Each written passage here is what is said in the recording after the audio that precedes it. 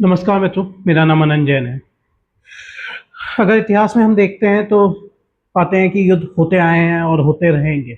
पर आजकल हम देखते हैं कि देश आमने सामने नहीं लड़ते। बहुत से देश जो लड़ते हैं आपस में वो आमने सामने नहीं लड़ते, वो चरम युद्ध करते हैं, एक दूसरे को नुकसान पहुंचाते हैं, एक दूसरे को कमज़ोर करते हैं।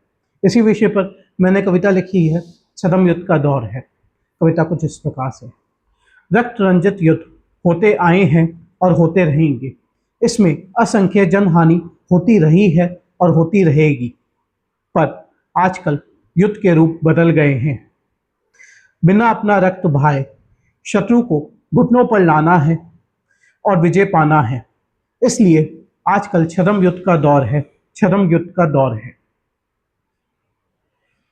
कहने को सब राष्ट्र शांति चाहते हैं, पर वर्चस्व भी बनाए रखना चाहते हैं।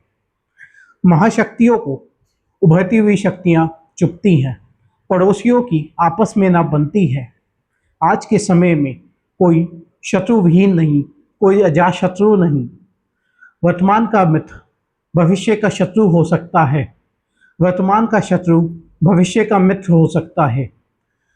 युद्ध के मैदान बदले हैं, पर युद्ध अब भी जारी है। विश्व सभाओं में सब राष्ट्र प्रमुख गर्मजोशी से मिलते हैं, पर यह तो औपचारिकता है।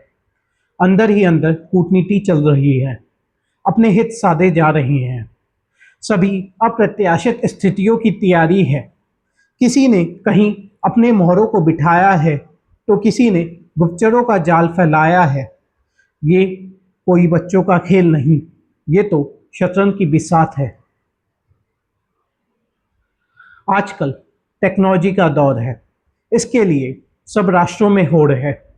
इसी होड़ ने युद्ध का रूप है ले लिया, पर यह युद्ध आमने सामने का है नहीं, इसके अनेक रूप हैं। कभी कहीं तख्तापलट हो जाता, कभी कहीं चुनावों को प्रभावित किया जाता, कभी कहीं हिंसा भड़क जाती, कभी कहीं अचानक क्रांति हो जाती, कभी कहीं संपूर्ण साइबर व्यवस्था ठप हो जाती, कभी कहीं महामारी है फैल जाती, कभी कहीं आर्थिक प्रतिबंधों से लोग भूखे मर जाते और ना जाने क्या क्या करवाया जाता। ऐसे ही दूसरे राष्ट्रों को कमज़ोर किया जाता। कहते हैं कभी फ्रांस चीखता था और पूरा यूरोप सर्दी पकड़ लेता था। अब अमेरिका चीखता है और पूरा विश्व सर्दी पकड़ लेता है। पर किसी का वर्चस्व ना सदा रहा है, ना कभी सदा रहेगा।